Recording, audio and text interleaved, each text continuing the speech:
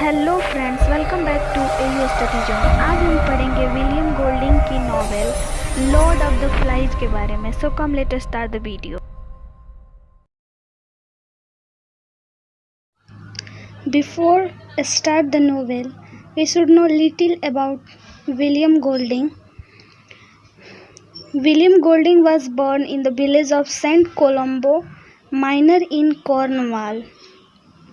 His father Ellis was a schoolmaster who had radical conviction in politics and a strong faith in science.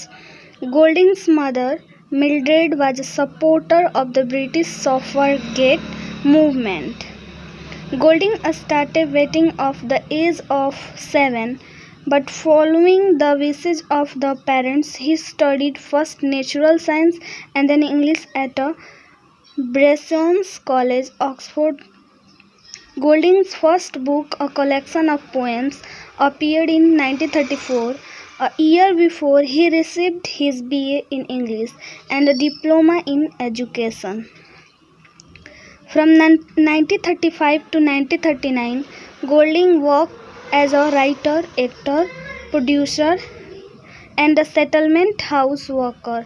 In 1939, he moved to Salisbury, where he began teaching English and philosophy at Bishop Wordsworth's School. He married Anne Brookfield. They had 2 children.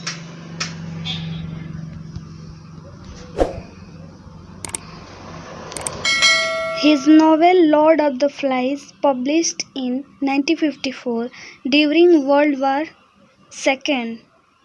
Lord of the Flies is the most popular novel of his career, and it has been translated into many languages, and also films have come on it in 1963 and 1990. William Golding was died in 1993.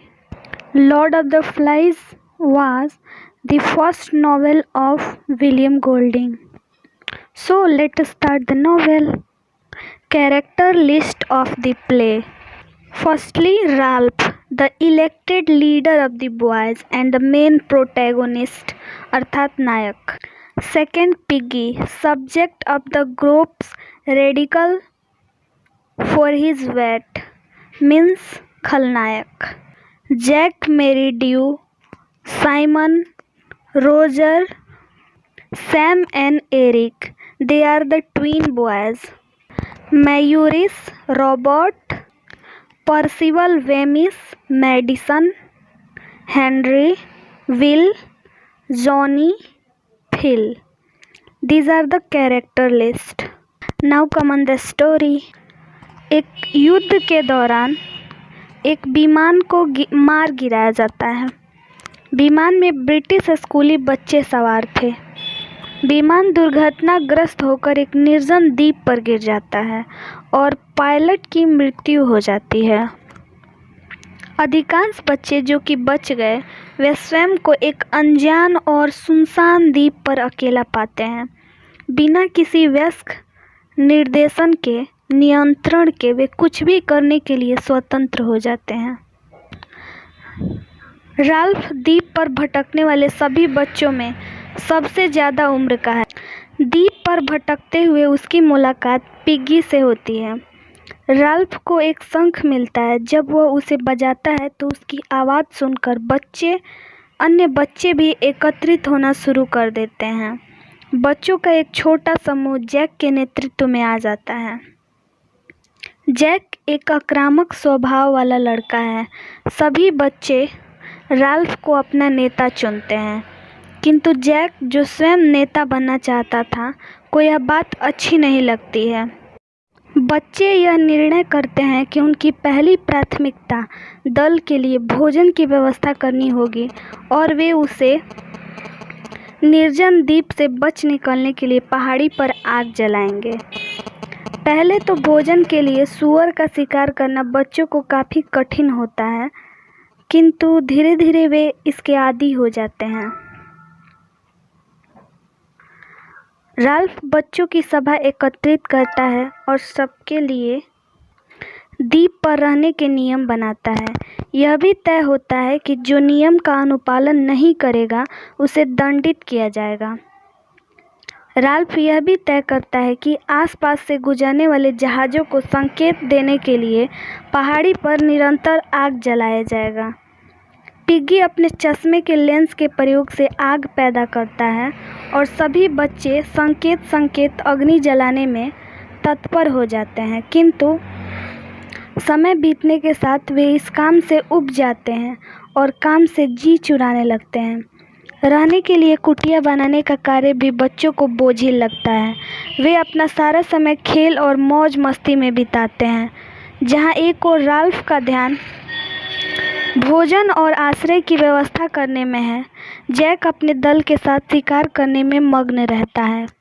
परिणाम स्वरूप द्वीप के पास से एक जहाज़ गुजर जाता है, किंतु अग्नि संकेत बुझे होने के कारण जहाज़ का कप्तान द्वीप पर ध्यान नहीं देता। बच्चों के हाथ से उस निर्जन द्वीप से सुरक्षित वापसी का अवसर निकल जाता है। राल्फ इस बात को लेकर बच्चों को फटकारता है और एक बार फिर अग्नि संकेत को निरंतर जलाते रहने की हिदायत देता है, किंतु जैक के बहलावे में आकर बच्चे शिकार का आनंद लेते हैं। इस प्रकार बच्चों का समूह दो भागों में बंटा दिखाई पड़ता है। एक छोटा समूह राल्फ का समर्थन करता है, जबकि बहुमत जैक के शिकार करने के विचार को बेहतर मानता है। बच्चों की कर्तव्य के प्रति लापरवाही देखकर राल्फ बहुत दुखी हो जाता है और एक सभा का आह्वान कर अग्नि संकेत और आश्रय के कार्य पर ध्यान न देने के लिए वह बच्चों की आलोचना करता है। वह कहता है कि द्वीप पर अग्नि संकेत को जलाए रखने से महत्वपूर्ण कोई कार्य नहीं है। तभी एक छोटा बच्चा खड़ा हो जाता है और सबको बताता है कि द्वीप पर एक भयावह जानवर रहता है। राल्फ कहता है कि यह उसका भ्रम है और इसमें डरने जैसी कोई बात नहीं है। कुछ बच्चे रात के समय इस डरावने जीव को झाड़ियों से गुजरते हुए देखने का दावा करते हैं। तब साइमन स्पष्ट करता है कि वह स्वयं रात में जंगल में भटक रहा था और बच्चों ने उसी को देखा होगा। साइमन का यह स्पष्टीकरण भी बच्चों के मन से उस खतरनाक जीव का भय नहीं निकाल पाता है। जैक स्वयं को शिकारी दल का मुखिया घोषित करता है और अपने दल के साथ शिकार पर निकल पड़ता है। वे एक बड़े सूअर का शिकार करते हैं। जैक सूअर के सिर को काटकर एक खंभे पर टांग देता है। वे इस भयावह प्राणी को भोग के रूप में छोड़ देते हैं। बच्चे मांस पकाते हैं। जैक अपने दावत में सभी को आमंत्रित करता है, पर राल्फ और पिग्गी को छोड़कर सभी उसमें शरीक होते हैं।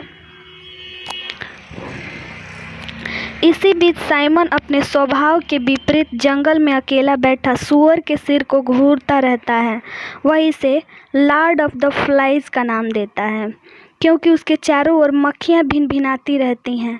साइमन को लगता है कि कटा हुआ सिर उससे बातें कर रहा है। सूअर का सिर कहता है कि यदि बच्चे समझते हैं कि वे भयावह जीव को मार सकते हैं, तो यह उनका भ्रम है। साइमन यह सुनकर बेहोश हो जाता है। होश आने पर वह जंगल में टहलने लगता है। तभी उसकी दृष्टि पहाड़ी की ओर जाता है। पेड़ की टहनियों में पैराशूट से लटके हुए एक पायलट के मृत शरीर पर पड़ती है। बच्चे इसी को भयावह प्राणी समझ बैठे थे। उनके इस भ्रम को दूर करने के लिए साइमन तेजी से उस दिशा में भागता है जहां अन्य बच्चे दावत का आनंद ले रहे थे। राल्फ को लगता है कि भयंकर तूफान आने वाला है। बच्चों को इस बात से आगाह करने के लिए वह शेष दल के पास जाता है। वहां पर राल्फ और जैक दल के मुखिया होने के विषय पर बहस करते हैं। जब राल्फ बच्चों को आने वाले तूफान के बारे में बताता है तो वे भयभीत हो जाते हैं और इधर उधर भागने लगते हैं। इसी बीच साइमन पहाड़ी पर टंगे मृत शरीर के बारे में बताने के लिए भागता हुआ आता है। डर के प्रभाव में अंधे होकर बच्चे उसे ही भयावह प्राणी समझ बैठते हैं और उसे मार डालते हैं। साइमन की मौत से राल्फ और पिग्गी बहुत दुखी हो जाते हैं। जैक भयावह प्राणी के मौजूदगी से संबंधित अफवाहों को बढ़ावा देता है। वह बच्चों के डर का इस्तेमाल कर स्वयं को उनका नेता घोषित कर देता है। आग जलाने के लिए उसे पिग्गी के चश्मे की आवश्यकता पड़ती है, इसलिए वह इसे चुराने की योजना बनाता है। रात के वक्त जैक का दल राल्फ के दल पर आक्रमण कर देता है। राल्फ के समूह में सिर्फ 4 लोग बचे हैं। वे इस आक्रमण का बहादुरी से मुकाबला करते हैं। दूसरे दिन राल्फ का समूह स्कूली बच्चे वाले कपड़े पहनकर जैक के पास शांति स्थापित करने की अपील करने जाता है। केसल रॉक पहुंचकर राल्फ शंख बजाकर अन्य बच्चों को एकत्रित होने का संकेत देता है। जैक राल्फ की बात नहीं मानता है और उसे अपनी सीमा से बाहर जाने की चेतावनी देता है। वह अपनी भाले को राल्फ पर तान देता है। राल्फ वहां से भाग निकलता है। इसी बीच रोजर एक चट्टान को पिगी के ऊपर गिरा देता है। परिणाम स्वरूप उसकी मृत्यु हो जाती है। जैक सैम और एरिक को बंदी बना लेता है। वह दोनों को बांध देता है। राल्फ केसल रॉक के आसपास छिपकर जैक के दल पर नजर रखता है। वह ब्रिटिश बच्चों के जंगलीपन, क्रूरता व अभ्यस्तता को देखकर बहुत निराश है। सबकी नज़र बचाकर वह सैम और एरिक के पास जाता है। वे इसे खाने के लिए कुछ मांस देते हैं और उसे वहां से दूर चले जाने की सलाह देते हैं। जैक के आदेश पर उसके दल के बच्चे राल्फ का शिकार करने निकल पड़ते हैं। राल्फ यहाँ वहाँ भागता फिरता है। बच्चे उसे जंगल से बाहर निकालने के लिए आग लगा देते हैं। जान बचाने के लिए भागते भागते वह समुद्र के किनारे जाकर गिर पड़ता है।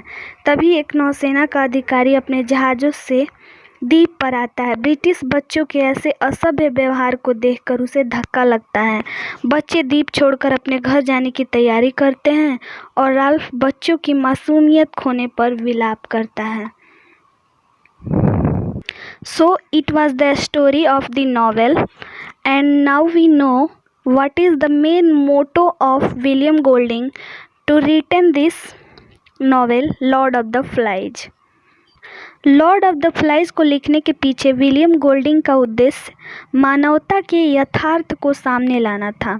उन्होंने बहुत सी ऐसी कहानियाँ पढ़ी थी जिनमें बच्चे किसी द्वीप पर भटक जाते हैं और अच्छा व सभ्य व्यवहार करते हैं। गोल्डिंग को यह बात काल्पनिक लगती थी क्योंकि उनका मानना था कि सामाजिक बंधनों की अनुपस्थिति में मनुष्य अपनी सभ्यता व मानवता को भूल जाता है। इस प्रकार स्कूली बच्चों के माध्यम से उपन्यासकार मनुष्य के नैसर्गिक बुराई पर प्रकाश डालता है। Thank you.